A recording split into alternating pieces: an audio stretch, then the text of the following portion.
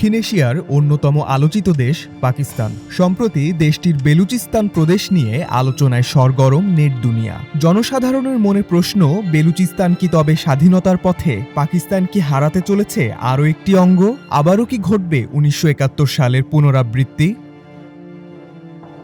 এই আলোচনার জন্ম মূলত নেট দুনিয়ায় ভাইরাল হওয়া একটি চিঠির জেরে। বলা হচ্ছে চিঠিটি রিপাবলিক অফ বেলুচিস্তানের পক্ষ থেকে ইস্যু করা হয়েছে, অর্থাৎ বেলুচিস্তানের স্বাধীনতাকামী গোষ্ঠী এই চিঠির মাধ্যমে স্বাধীনতার ঘোষণা দিয়েছে। কিন্তু স্বাধীনতার এই আলোচনা আর বাস্তবতার মিল কতটুকু? শুধু ঘোষণা দিলেই কি একটি দেশ স্বাধীনতার পথে চলে যায়? সংক্ষেপে উত্তর হলো না।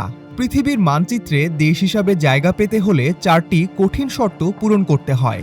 1. স্থায়ী জনসংখ্যা, 2. নির্দিষ্ট ভূখণ্ড, 3. কার্যকর সরকারের নিয়ন্ত্রণ, 4. জাতিসংঘের স্বীকৃতি।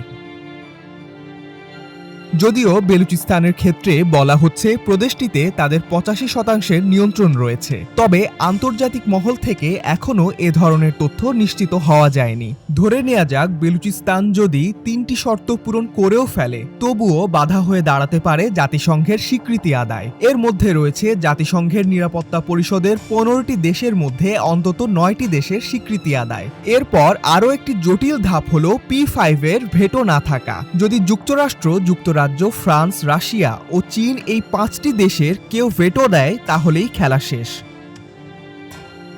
এর পাশাপাশি ভূ রাজনৈতিক নানা স্বার্থ সংশ্লিষ্ট বিষয় তো রয়েছেই। তাই বেলুচিস্তানের স্বাধীনতার এই তথাকথিত চিঠি আর 85% এলাকা দখলের দাবি কেবল একটি দীর্ঘ ও রক্তক্ষয়ী লড়াইয়ের শুরু মাত্র।